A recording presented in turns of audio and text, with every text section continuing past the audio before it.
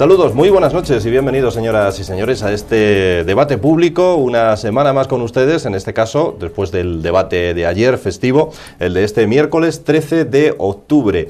El paro sigue siendo la principal preocupación de los españoles. Lo hemos conocido en esta misma semana y no es extraño con la que está cayendo. El 80% casi de los españoles siguen temiendo, por encima de cualquier otra cosa, quedarse en situación de desempleo.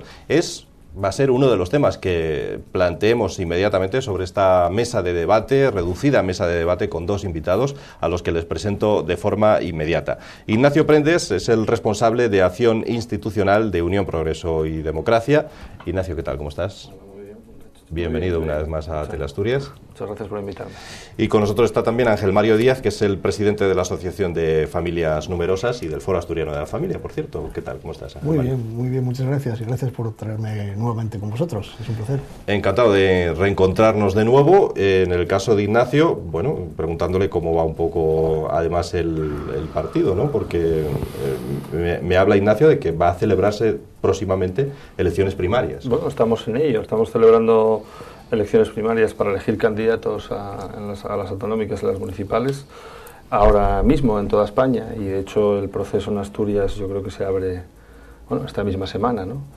Y bueno, estamos en ello, ¿no? Estamos haciendo dos cosas a la vez, que es planteando lo que quiere ser nuestra política, lo que va a ser nuestra política en las instituciones y quién serán las personas que nos representen, y a la vez construyendo partido, porque somos un partido muy nuevo, ¿no? Que tiene escasamente 3 años de vida, ¿no? Estamos haciendo las dos cosas a la vez, simultaneándonos, pero bueno, con mucha ilusión en este momento, ¿no? Con ánimo de hacer primarias, porque las primarias las carga el diablo, parece, ¿no? Vemos lo que ha pasado. Las carga el diablo en aquellos partidos donde las primarias son el síntoma de un desencuentro y el síntoma de un problema, ¿no? El asunto de las primarias de Madrid en realidad son la traslación de un problema larvado en el partido durante muchos años, la Federación Socialista Madrileña, y que finalmente lo encuentran la vía de solución en las primarias, ¿no? En nuestro caso no es nada de eso, porque en nuestro caso es el procedimiento natural de elección de todos los cargos, tanto orgánicos como públicos, como candidatos a las elecciones. Es un proceso normal de selección y, por lo tanto, en nuestro caso no supone ningún problema. ¿Cómo ves eso de las primarias? Hombre, yo en este aspecto quiero felicitar a Ignacio. Me parece excelente escuchar eso y establecer que en los partidos va a haber una democracia interna. Yo lo único que le haré una puntualización a Ignacio. El tema de quién van a ser los electores, porque supongo que estará exclusivamente entre los afiliados. Yo le diría que, ya que son los primeros que lo hacen así y que lo plantean así, que sigan adelante y que se vayan un poquito más allá, que establezcan un poco el sistema americano en el que, oye, para votar en unas elecciones primarias hay que inscribirse previamente y votar después. O sea, es decir, va a participar todo un entorno social que realmente eso no sí solo es, los afiliados. No solo los afiliados, porque luego ya empiezas a encontrarte. Yo creo que además eso mejoraría la propia elección, porque si no puedes encontrarte dentro, como está pasando en algunos partidos con primarias y no primarias, de que andan que si meten unos que tenían por no sé dónde, otros por no sé cuántos, que si hablan del pucherazo, del no sé qué, que si estos que estaban expulsados ahora los meto, y yo creo que si se abre el abanico y cualquier persona, cualquier elector libremente decide votar y se inscribe y se controla esa persona con su DNI, con su personalidad propia, y dice, oye, este vota aquí, será bueno para la democracia y bueno para los partidos políticos y bueno para España. ¿Y cómo se controla esto de los simpatizantes? A ver. Hombre, nosotros, lo que me decía Ángel, le recojo el guante y le digo que nosotros en nuestros estatutos contemplamos la obligación, la posibilidad de escuchar a los simpatizantes, no solo a los afiliados, sino también a los simpatizantes. El problema es que somos un partido, digo, muy nuevo y de momento, en fin, nuestras estructuras de afiliación y de simpatizantes pues no son muy amplias, ¿no? Pero sí en los estatutos está previsto el que se escuche no solo a los afiliados en la elección, sino a los simpatizantes. Y sobre todo por una cuestión, estoy de acuerdo con lo que dices, y por un tema, y es que yo creo que tenemos que acostumbrarnos a que los cargos públicos se deben a los electores y no a los partidos. O sea, yo creo que eso es un concepto que no está arraigado en la tradición política española, donde los cargos públicos parece que quien tienen que reportar, digamos, es al secretario de su ejecutiva correspondiente, y yo creo que eso no es bueno. Yo creo que los cargos públicos tienen que ser representantes de los ciudadanos, de sus electores o de todos los ciudadanos, y por lo tanto el cuerpo electoral que les invista de la condición de candidatos, cuanto más se aproxime a su, digamos, universo electoral, mejor, ¿no? Pero bueno, ya digo, nosotros en este caso estamos creando esas estructuras de afiliación y de simpatizantes, y cuando las tengamos creadas, en los propios estatutos se recoge que los simpatizantes deben de ser escuchados en la selección de los candidatos. O sea que... Yo insisto en mi felicitación porque me parece excelente, y yo lo he dicho ya muchas veces, y sigo diciéndolo muchas veces, que esto ya es una utopía en este momento en España. Yo quiero saber dónde vive mi candidato electo. O sea, yo quiero tener a ese candidato electo paseando por el barrio, viendo los logros que ha hecho y pudiendo decirle allí en sitio, decirle, oye, señorito, que has dicho que aquí vas a poner 2 farolas y siguen sin poner. Y pues estoy reduciéndolo, haciendo minimalismo, pero claro, es que estos no señores que le deben a don fulano o a don mengano su sitio en la lista y van a salir según la pelota que le hagan al dirigente de turno, pues al final me parece que eso es una falsa democracia y una falta de respeto a los electores. Estamos de acuerdo. Bueno, y luego así, de esa forma, ocurren cosas como las que ocurren en los partidos. Aquí en el Partido Socialista, por ejemplo, no ha habido elecciones primarias, estaba claro que iba a ser Javier Fernández, y algunos piden, aunque no lo contemplan los estatutos, que sí se lleve a cabo una especie de primarias o un congreso al menos dentro del Partido Popular, porque ya sabes la que hay montada aquí en Asturias con lo de cascos, ¿no? ¿Qué opináis de este asunto? Bueno, vuelvo a decir, el problema cuál es, el Partido Socialista las primarias las tiene, pero recogidas en sus estatutos, pero de forma muy restringida. Si hay un acuerdo previo de los grupos dominantes, digamos, una federación, para designar un candidato, no va a haber primarias, con lo cual al afiliado en ese sentido se le hurta la posibilidad de expresarse y de opinar, así. Y en el Partido Popular ni siquiera en esas circunstancias. O sea, el Partido Popular no lo contempla en ningún concepto, de ninguna manera. Y quiero recordar en este sentido, respecto a la elección de don Francisco Álvarez Cascos, que él, en la configuración del modelo de partido, que es el Partido Popular ahora mismo, tiene muchísima responsabilidad. Él fue secretario general prácticamente en la refundación del Partido Popular, y fue un poco el creador de las normas que ahora rigen en este partido, y los órganos que según sus estatutos tienen que nombrar a los candidatos son unos llamados comités electorales, que los forman unas determinadas personas y no otros. Y ese ha sido el proceso normal que ha empleado siempre el Partido Popular. Incluso en la designación del sustituto del señor Aznar, de Mariano Rajoy, ni siquiera fue así. Fue, digamos, por una investidura dedocrática, de otro tipo en fin, con otra manera y otra legitimidad, ¿no? Entonces, bueno, yo lo que me parece bien es que esto esté en el debate social ahora, y que a raíz de los problemas que han surgido tanto en un partido como en el otro, la gente se empieza a cuestionar la necesidad de la democratización interna de los partidos, la necesidad de escuchar a los afiliados, a los simpatizantes, la necesidad de que los ciudadanos de alguna manera recuperen el control sobre la política. A mí esto me parece esencial. Es decir, al final de todo esto, tanto este proceso como otros que se pueden adoptar en reformando las leyes electorales, yo creo que al final a lo que tienen que tender es a que los ciudadanos recuperen el control sobre la política. Es decir, que no salga gratis el hacer una política u otra, porque el partido me va a seguir manteniendo en la lista y por lo tanto yo voy a salir, ¿no? Y yo creo que uno de los procesos fundamentales en ese dar la palabra al ciudadano puede ser este de las primarias, ¿no? Pero tengo que coincidir, coincido plenamente con Ignacio. O sea, el espectáculo que están dando los partidos mayoritarios en este momento es absolutamente denigrante. Es triste que Asturias esté en primera página de la prensa de los medios nacionales por si viene Cascos o no viene Cascos, y no esté en primera página por el problema que tenemos del carbón, por el problema que tenemos de la autovía sin terminar, y que los nuevos presupuestos destinan 90 millones de euros, cuando en Asturias hacer 1 kilómetro de autopista cuesta 10 millones, nos están diciendo que para el año que viene 9 kilómetros de autopista y a correr. Que el superpuerto del Musel nadie se ha investigado si los sobrecostes se han ido a algún sitio o han dejado de ir, que nadie investigue el tema de Luca, y que luego dentro del Partido Socialista, como decía antes Ignacio, pues la elección ha sido así de aquella manera, porque lo que está claro es que al señor Areces le han puesto la pistola en el pecho y le ha dicho: tú no te presentas.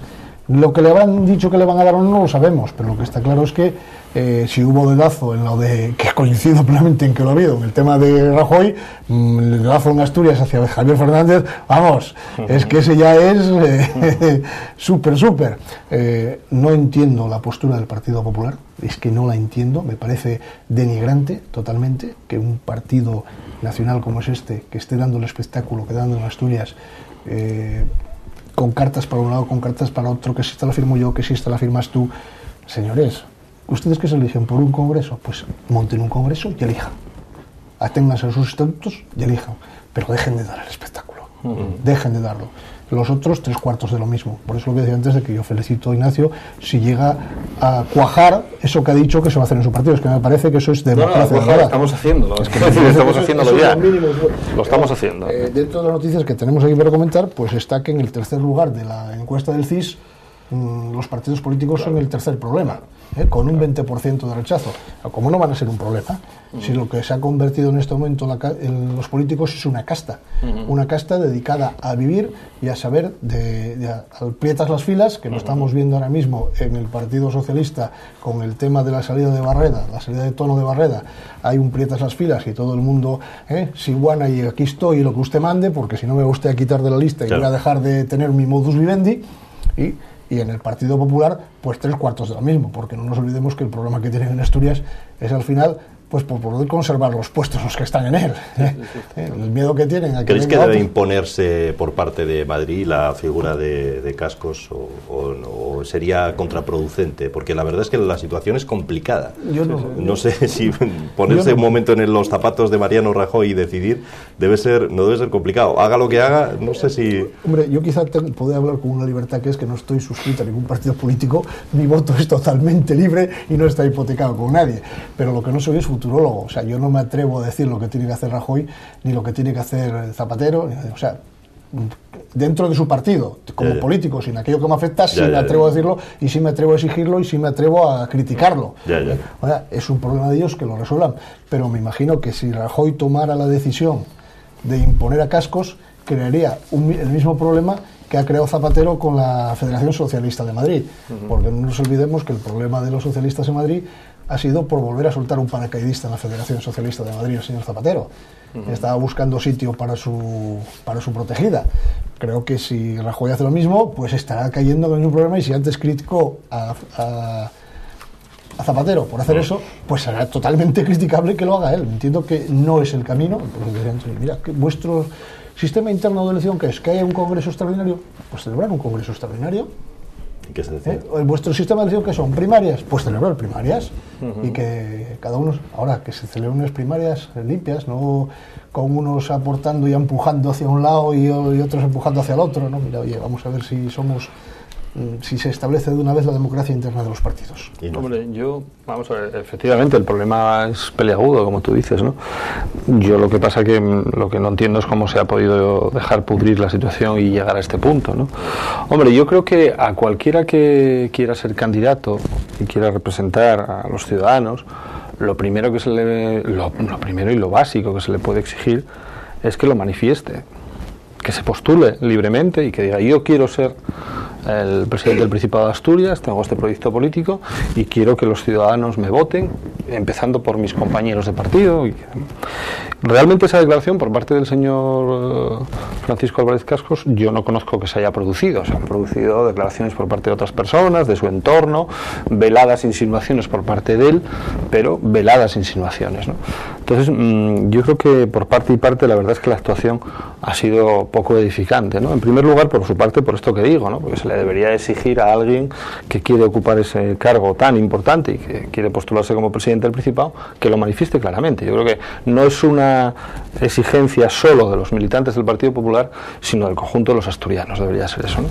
En segundo lugar, claro, la actuación del partido aquí en Asturias ha sido realmente poco edificante, ¿no? Demostrando que más que un partido político, yo creo que el Partido Popular tiene un problema de que es otra cosa, ¿no? Es un poco un grupo de notables, de personas con unas influencias determinadas, con sus grupos, cada uno de ellos, que les apoya, pero con escasa noción de partido político en cuanto a grupo cohesionado y en fin, con unos principios de funcionamiento elementales. Decía Ángel antes que, bueno, que se aplicasen los mecanismos ordinarios de los estatutos. Claro, el problema es que los mecanismos ordinarios de los estatutos en el Partido Popular podrían aplicarse mañana sin ningún problema, que es convocar al Comité Electoral Regional que haga una propuesta y que esa propuesta se eleve a Madrid, al Comité Electoral Nacional, que la apruebe. Eso podría hacerse, yo creo que mañana mismo. De hecho, eso estaba previsto haberse hecho ya hace tiempo y sin embargo se paró ese funcionamiento normal, digamos, ¿no? O sea, quiero decir que en este caso no, en fin, aunque sea meterme en la vida interna de otro partido político, como ha estado en la prensa durante los últimos 5 o 6 meses, yo creo que todos nos hemos ido haciendo una pequeña culturilla sobre el funcionamiento del Partido Popular y ya sabemos un poco de su vida interna, ¿no? Pero quiero decir que el funcionamiento normal podría ser, en fin, podría desatascarse mañana mismo. El problema es que, bueno, también hay la creencia que detrás de ese funcionamiento normal en realidad lo que hay es la decisión de 2 personas o una persona, incluso aquí en Asturias, una única persona, ¿no? Y eso es lo lamentable, ¿no? Que todo el funcionamiento normal y ordinario de un partido político recogido en sus estatutos se acabe resumiendo en la voluntad y la decisión unilateral de una única persona. Lo que estás corroborando es lo que yo acabo de decir hace un minuto, o sea que hay una especie de grupos internos de presión que son los que al final deciden y toman decisiones y dicen, oye, pues tú vas conmigo porque si no, del 3 pasas al 33. Pero eso ha sido siempre, pero ha sido siempre así. O sea, aquí siempre ha sido así, no ha habido esa... Quiero decir, ahora mismo hay este conflicto porque parece ser que hay una rebelión por parte de lo que se dice que son las bases, ¿no? Pero esas bases, la mayoría de las personas que hablan, en fin, como portavoces de esas supuestas bases del Partido Popular, han estado de acuerdo con que esos órganos y ese procedimiento de elección se haya mantenido en el Partido Popular desde tiempo inmemorial. Siempre ha sido así, y ya digo que una responsabilidad muy importante en la configuración orgánica y la estructura del Partido Popular ahora mismo la tiene Francisco Álvarez Cascos, ¿no? Sin embargo, en este momento no le sirve. Por eso vuelvo a decir que creo que se funciona escasamente por principios o por ideas de cómo es el funcionamiento interno de un partido, sino que se funciona mucho, y en ese partido político quizá más que en ningún otro, por banderías personales, ¿no? Y entonces esto conduce a este tipo de conflictos. Yo creo que, como dije antes, todos los partidos están en igual situación, porque ahora mismo me viene también a la memoria el caso ocurrido en Asturias con el PSOE, de los 27 expulsados por pedir primarias cuando se presentó Paloma Sáenz en Oviedo. O sea, ese es un problema común a todos los partidos políticos, es un problema común a la democracia española, que yo sigo diciendo que es una democracia todavía demasiado joven, todavía muy imperfecta, que tiene que mejorar, pero claro, tiene que mejorar desde dentro, porque tú no puedes mejorarla desde fuera. Yo aquí puedo vertir la opinión que quiera sobre el UPyD, sobre APP, sobre PSOE, sobre Izquierda Unida, pero será simplemente una opinión que les resbalará a los miembros del partido, desgraciadamente en este momento. Hombre, yo creo que, a ver, yo creo que nos tenemos que acostumbrar a que los ciudadanos tengamos responsabilidades sobre lo que pasa, ¿no? Si al final de todo esto, porque yo creo que al final, ¿qué es lo que está pasando? Que salen encuestas, y salieron encuestas recientemente, esta misma semana, y el Partido Popular se da cuenta que haga lo que haga, pase lo que pase, actúe de esta manera o de otra, saca una diferencia de 14 puntos o 13 puntos al Partido Socialista y está en disposición de gobernar y de obtener mayoría absoluta. Entonces, ellos no tienen ningún incentivo para cambiar. ¿Por qué van a cambiar? ¿Por qué van a dejar de hacer estas cosas y van a cambiar y hacer otra cosa? Si realmente las encuestas les están diciendo que van a llegar a gobernar. Y van a llegar a gobernar por incomparecencia del contrario, porque resulta que el contrario está en tan mala situación que el asunto será que sus electores se queden en casa, ¿no? Entonces yo creo que hasta que los ciudadanos no nos demos cuenta del valor y el poder que tiene nuestro voto, para que sea un voto consciente y un voto que exija responsabilidad, es decir, un voto de que si este partido ha actuado de esta manera, y a mí me parece inconcebible inconcebible que se pueda dar esta actuación, sencillamente no le voto. Sí, Sencillamente no le voto. Y no hay herramienta más poderosa que esa. Ahora vuelvo a decir, si las encuestas nos dicen que pase lo que pase, hagan lo que hagan, van a concitar la mayoría importante de gente y les va a permitir gobernar, sencillamente no van a cambiar. Eso pero no les voto y voto a otro o me abstengo, porque ahí está el problema. Es que ahí va a entrar yo ahora mismo. Ese es el verdadero problema. La abstención va a aumentar, sin duda. La decisión y la responsabilidad del ciudadano elector está relativamente minimizada, porque no le dejan nada más que elegir aquello que le ponen delante de la mesa, y su opción es decir, pues no voy a votar o sí voy a votar, y eso es verdaderamente triste y verdaderamente malo para la democracia, porque también mucha gente desconoce el gran poder que tiene el voto en blanco. Y otro tema del voto en blanco sería, esta fue una propuesta peregrina que oí el otro día en alguna emisora de radio o leí en un periódico, no lo sé, vamos, que decía que ¿por qué no en el Congreso los votos dejarse al final la correlación de fuerzas sería la misma, o sea, estaría igual, ¿no? Por eso digo que era una propuesta peregrina.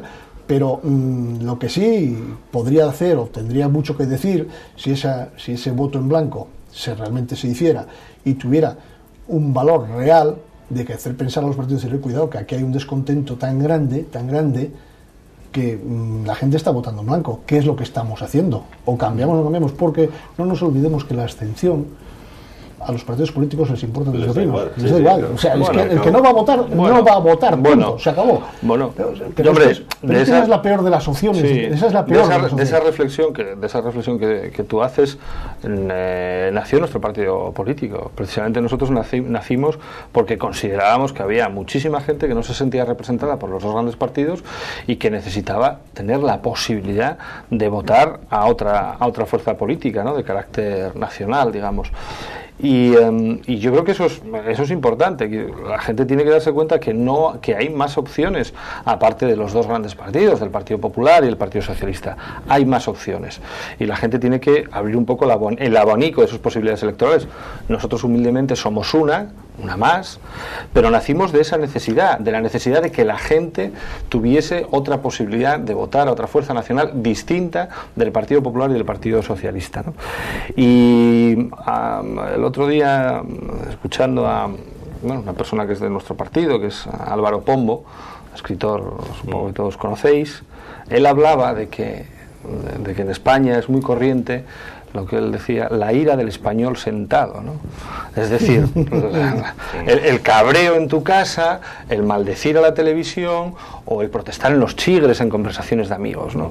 Y entonces lo mismo que decía antes, tenemos que darnos cuenta el valor que tiene nuestro voto y el valor que tiene, pues el dar paso al frente, comprometerte en un partido político, tratar de que haya nuevas opciones o con tu voto tratar de forzar ese cambio, ¿no? O sea, no solo con el voto en blanco, porque el voto en blanco yo creo que tiene más problemas, ¿no? Es un voto que en muchas ocasiones, y de hecho se interpreta en otros sitios en Europa, puede entenderse como un voto antisistema en su conjunto, antisistema democrático, ¿no? Puede ser un voto que generalmente los que más han utilizado ese tipo de voto han sido los partidos antisistema, tanto de la extrema izquierda como la extrema derecha, para cuestionar lo que es la democracia occidental que conocemos, ¿no? Entonces muchas veces el problema de ese tipo de votos, que no se expresan nada más que de una forma negativa, porque el voto en blanco es una forma negativa de votar, es decir, no me convence nada, estoy en contra de todo lo que se presenta aquí, el problema es quién lo gestiona y cómo se interpreta, ¿no? Y puede dar lugar a interpretaciones, ya digo, que son antisistema, que a mí me parece que no son en absoluto deseables.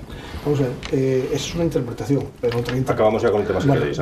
Sí, no, adelante. Pero otra interpretación sería, porque, ojo, aquel que no va a votar no se toma ni el esfuerzo de ir a votar, pero el que va a votar y vota en blanco ha hecho un gran esfuerzo.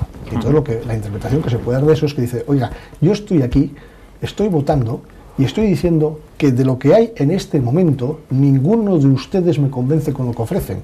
Busquen otra alternativa, que esa que están ustedes planteando en este momento no es la que yo quiero. No es la que quiere el determinado número de ciudadanos. Y no necesariamente el verbo busquen no es el adecuado, es busquemos o buscamos. Y no necesariamente es un voto antisistema, sino es un voto de descontento, un voto que se está reflejando en las encuestas en que están diciendo que los partidos políticos son un problema en España en ese momento, el tercer problema en la lista de problemas de los españoles. Y yo creo que el voto en blanco sí puede reflejar eso también, y no un voto antisistema necesariamente, ¿eh? Es otra interpretación que se puede dar perfectamente válida como la que tú estabas exponiendo ahora mismo. Oye, no lo sé, o sea, el que vota se representa que ha hecho un esfuerzo, que se ha molestado, que ha tomado una decisión. La otra es la que decías tú, oye, el descontento de sillón, me parece que lo llamaste, ¿no? La ira del español sentado. La ira del español sentado. Mira, pues no voy a votar, y que se joroben. Un chico, el que te jorobas eres tú, que no expresas libremente tu opinión. Bueno, en esa encuesta que ha citado alguna vez ya Ángel Mario, sobre una encuesta realizada por el Centro de Investigación Sociológica, se habla de que el paro sigue siendo la principal preocupación de los españoles, y muchos nos tememos que estamos acabando ya el 2010, pero el 2011 va a ir por ahí la cosa, y no sé si sois optimistas. Estaba leyendo que tan solo un 18% cree que la situación económica va a mejorar el año que viene. O sea, el resto, o la mayoría de ese resto, opinan que incluso vamos a ir a peor. Es difícil ser optimista, ¿no? Es difícil viendo la situación y viendo lo que está pasando, ¿no? Y en Asturias, en fin, más que quizá en otros sitios, ¿no? Hombre, es difícil ser optimista, sobre todo porque vuelvo un poco a lo que estábamos comentando. Yo creo que hay un problema en España, y es que ninguno de los dos grandes partidos, primero el Partido Socialista, está en una desorientación evidente, ¿no? Está absolutamente desnortado, entiendo yo, sin saber qué medidas acometer para salir de esta situación. Y el Partido Popular, no sé si las tiene o no las tiene, pero no está dispuesto a explicitarlas. Creo que quiere llegar al gobierno un poco, ya digo, por derrota del contrario y no por los méritos que él pueda hacer, ¿no? Entonces, en esa situación, una situación económica muy complicada, que va a exigir acometer reformas estructurales, yo creo que de mayor calado que lo que se ha hecho hasta ahora. Hasta ahora no se ha hecho ninguna reforma importante, sino que se han hecho 4 parches, dolorosos en algún caso, pero parches. Claro, eso exigiría un gran acuerdo nacional, eso exigiría que hubiese un gran consenso nacional para acometer esas reformas, que son, ya digo, de importante calado, ¿no? Y el problema es que vemos que no hay posibilidad de alcanzar ese acuerdo y ese consenso con la configuración que tienen ahora los dos grandes partidos, ¿no? Entonces, sinceramente, yo creo que hasta que no se dé un desbloqueo de la situación política, una situación política que está condicionando mucho la salida de la crisis en nuestro país, no vamos a poder ver otras cifras de paro y no vamos a poder ver la salida del túnel, ¿no? Y el desbloqueo de esa situación política, yo sinceramente no lo veo a corto plazo, no creo que se vaya a dar hasta después de las elecciones autonómicas y municipales de mayo del 2011, con lo cual estamos viendo, en fin, el tiempo que va pasando. Y yo creo que sinceramente hasta el próximo otoño, y en función de cuál haya sido el resultado de esas elecciones autonómicas y municipales, no veremos un desbloqueo de la situación política en un sentido o en otro que fuerce de alguna manera ese gran pacto nacional para acometer las reformas que van a ser imprescindibles, ¿no? Ángel Mario. Estoy totalmente de acuerdo con lo que está diciendo Ignacio. Me parece que el optimismo, en este caso, voy a decir que sobra, ya no sé, y es triste decir que sobra. Yo diría que, sin saber mucho de economía, sin ser un gran experto, ni estar diplomado en Harvard, ni nada de esto, hay temas que son de economía de andar por casa y que todo el mundo entiende. Si tú subes impuestos a las empresas necesitan ganar más para pagarte a ti. Con lo cual, pues dicen, oye, si no puedo, pues mira, si no gano los bien, te reduzco. Si tú castigas a los trabajadores, pues llegará un momento que habrá trabajadores que digan, oye, espera un momento, si de mi sueldo 100, 60 se van para el Estado, eso significa que 7, 8 meses del año trabajo para el Estado. Pues si puedo vivir con el trabajo de 4, me dedico a trabajar 4, y con estos 4 le voy a pagar mucho menos al gobierno. Pero al gobierno no, al final el gobierno es el administrador, al Estado. Si las empresas reducen plantilla, si el Estado reduce obra pública, automáticamente las empresas que contratan obra pública van a reducir sus trabajadores. ¿Dónde van a ir a parar esos trabajadores? ¿Hay algún empleo alternativo? En este momento no lo hay, con lo cual más paro.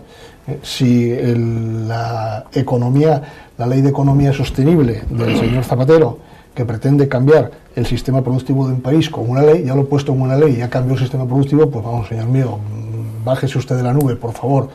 que no sabe usted ni dónde está.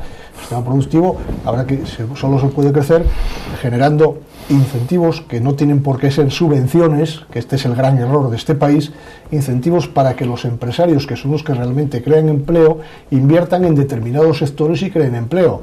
Aquí no se ha hecho. Asturias ha sido, y si nos centramos en nuestro pequeño terruño, Asturias ha sido de las regiones europeas que más dinero ha recibido de los famosos fondos de reestructuración minera para crear empleo. Ni se han gastado los fondos, el gobierno en este momento los está reduciendo para el año que viene, a ver cómo es posible que si son unos fondos europeos el gobierno español pueda reducir los que destina a Asturias, que alguien me lo explique, y no se ha creado empleo. Aquí hemos creado empleo en Autotex, que era una empresa destinada al sector textil, cuando ya estaba el sector textil absolutamente en quiebra en todo el mundo. Hemos destinado inversión a una empresa de cartografía que nadie sabía de dónde venía ni a dónde iba. Y cuántas empresas de las que se han creado en Asturias, en las que todos los políticos asturianos han aparecido inaugurándolas, subsisten desde los últimos 5 años para acá que se hayan creado. Pues son poquitas. O sea, la única forma de crear empleo es generar incentivos, generar situaciones que permitan a los inversores crear empleo. Y dejar de llamar a los inversores tiburones, y luego ir a reunirte con ellos y decirles, oye, lo que queráis. Los inversores son una gente que, lo mismo que el trabajador vende su trabajo, el inversor vende su dinero. Y el trabajador percibe una retribución por su trabajo y el inversor tiene que percibir una retribución por su dinero. Y esa retribución tiene que estar en consonancia con la de que recibe el trabajador. Y si un señor da empleo a 100 trabajadores y estos 100 trabajadores se llevan para su casa 100, no da igual que 100 millones que 100.000, pues lógicamente el inversor que ha puesto su dinero tendrá que llevarse otros 100 también, uno por cada trabajador que ha creado. Y si en un momento determinado se lleva 99, pues probablemente dirá, oiga señores, yo no sigo jugando a esto. Yo, no sé, por hablar un poco de Asturias, ¿no? Sí, creo que quizás sería bueno ir a una pausa publicitaria mínima y a la vuelta seguimos hablando del asunto y así dejamos un poco sin desvelar lo que nos va a decir Ignacio. Vamos a una pausa publicitaria y volvemos de inmediato.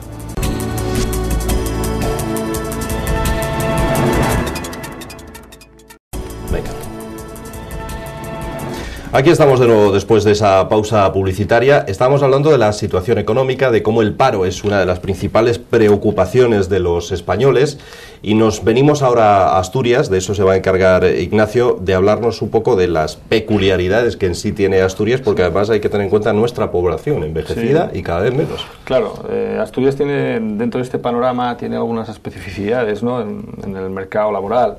Y Asturias, yo creo que sería bueno recordar de dónde venimos, ¿no? Asturias ahora mismo está al borde de los 76.000 parados. La última tasa de desempleo eran 76.000 parados. El momento más bajo de esa tasa de desempleo, que fue yo creo que en el verano del 2007, estábamos hablando de 45.000 parados, ¿no? Es decir, en 3 años hemos subido 30.000 parados más para esta región, ¿no? Y el problema es que acabaremos el año probablemente con 80.000 parados, ¿no? Asturias tiene una especificidad y es que generalmente hasta el mes de marzo generamos desempleo, de marzo a septiembre eso baja y los últimos meses del año tampoco son buenos, ¿no?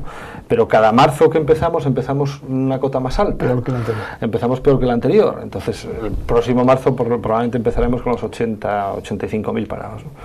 Bueno, el destrozo en la economía asturiana ha sido muy importante. Durante muchos meses aquí tanto el presidente del Principado como en fin, los demás representantes del Partido Socialista nos estuvieron diciendo que Asturias resistía mejor que el resto de las comunidades esta crisis. El problema yo no es que creo que resista mejor, el problema es que Asturias, por estar menos expuesta a los sectores que más han visto afectados por esta ola de crisis, que es el sector de la construcción residencial, se vio afectada más tarde, ¿no? Pero también Asturias tiene un problema, y que eso probablemente nos vaya a hacer salir más tarde que otras comunidades, y es que seguimos dependiendo muchísimo tanto de la obra pública, con lo cual en Asturias un recorte del 40% de la inversión en infraestructuras, que es el que anuncia el Ministerio de Fomento para los próximos presupuestos, para nosotros eso yo creo que va a ser letal en términos de empleo. Y luego tenemos una absoluta dependencia de las transferencias de la Seguridad Social. Este fin de semana se publicaba en la prensa asturiana que la transferencia de la Seguridad Social a Asturias es del orden de los 4.000 millones de euros. Es decir, lo que nos transfiere la Seguridad Social para prejubilaciones, jubilaciones y demás, equivale al presupuesto del Principado de Asturias de un año. Es decir, Asturias es absolutamente dependiente de los subsidios, de los subsidios del Estado, de la Seguridad Social, y es absolutamente dependiente de la obra pública. Y mientras no cambiemos esa estructura económica, va a ser muy difícil que remontemos y que nos pongamos a nivel de otras comunidades. Creo que es importante, muy importante, recordar que Asturias tiene la tasa de actividad más baja de toda España. Es decir, la tasa de actividad que mide a las personas que en edad de trabajar desde los 18 hasta los 65 años están o trabajando o buscando un puesto de trabajo, en Asturias es el porcentaje más bajo de toda España. Vuelvo a decir, por nuestra absoluta dependencia de las transferencias de los fondos del Estado, ¿no? Recientemente, coincidiendo parcialmente lo que dices, Ignacio, lo que nos ocurre en Asturias, la especificidad de Asturias, yo creo que viene dada porque siempre hemos sido una región del sector primario. Pesca, ganadería... No, pero hace años que ya no éramos... Déjame que termine la argumentación.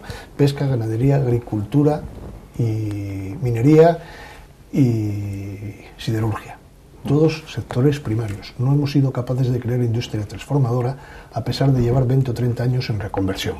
Y 20 o 30 años hablando de crear empleo y 20 o 30 años tratando de cambiar las estructuras productivas.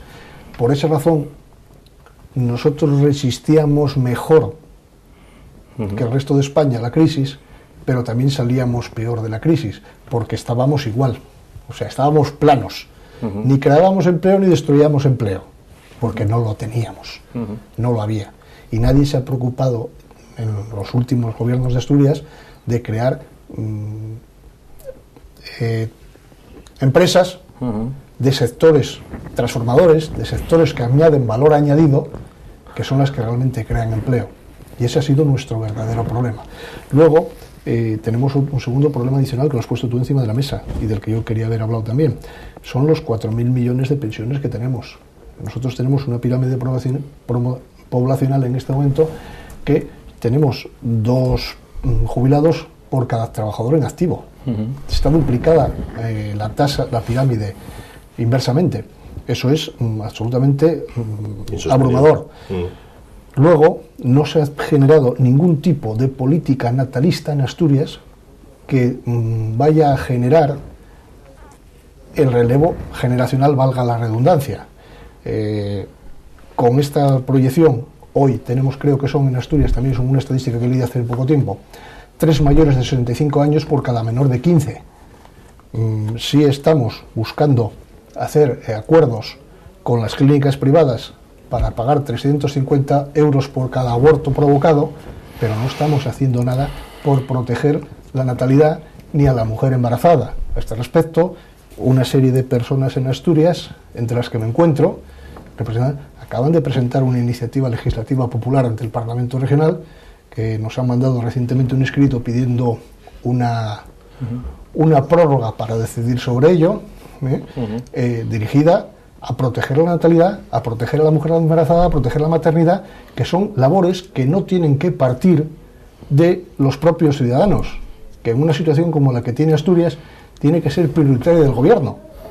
Si no, ¿cómo diablos vamos a poder seguir manteniendo el estado del bienestar en Asturias? Hombre, no, el día que la crisis galopante que tenemos empiece a recortar las prestaciones sociales. Yo lo que pasa que, sinceramente, yo creo que la mejor política de defensa de la natalidad es la que propicia la creación de empleo y de actividad. O sea, ahora el gran problema que tenemos, yo creo que yo te confieso que no soy muy partidario de las políticas esas de fomento de la natalidad o de fomento de la natalidad, de los subsidios para favorecer la natalidad. Se hizo el año pasado. Los famosos 2.500 se hizo euros. Los 2.500 euros como, en fin, es apoyo. Es que es una medida política de momentánea y así se demostró pero y así se la cargaron. Claro, no, pero quiero decir que ese tipo de medidas yo no confío que eso sirva para hacer un vuelco, provocar un vuelco demográfico. Yo creo que el gran problema que tenemos es que la juventud se está yendo, la juventud es la que genera nuevos nacimientos, la que procrea, digamos. La juventud en Asturias se está yendo, la mejor juventud, la más preparada, se está yendo porque en Asturias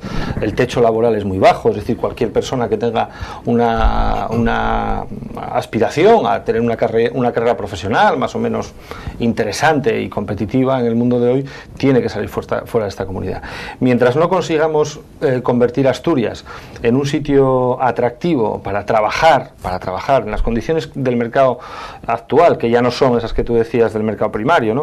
Por eso, mientras no hagamos eso así, yo creo que pocas medidas de fomento de la natalidad van a ser eficaces y efectivas. Y en ese sentido yo creo que, tenemos que darnos cuenta que el mundo actual ya no es el mundo de los finales de los 70, 80, ¿no? No es el mundo de las grandes industrias, de las grandes fábricas con muchas chimeneas. Yo creo que el mundo hoy va por otros derroteros, otro tipo de empresas. Claro, Asturias ha tenido un problema y es que se le han caído de golpe todos los sectores económicos en los que se fundamentaba su economía, y los sectores alternativos que han crecido en estos años, excepto el turístico masivo, que es evidente que no es un sector que vaya a cojar aquí en Asturias por nuestras propias condiciones meteorológicas, al menos de momento. El resto de sectores pujantes en los últimos años son sectores que consumen poco empleo, no nos engañemos. Son los sectores de las TIC, de las nuevas tecnologías, en fin, son sectores que consumen mucho menos empleo que aquellos empleos de los que vivíamos hace 30 años. Un empleo indirecto muy importante. Bien, pero efectivamente generan un movimiento económico que... ¿Tú sabías que es una pregunta retórica? Sí. Vamos a ver, porque yo me he enterado también, pero es retórica.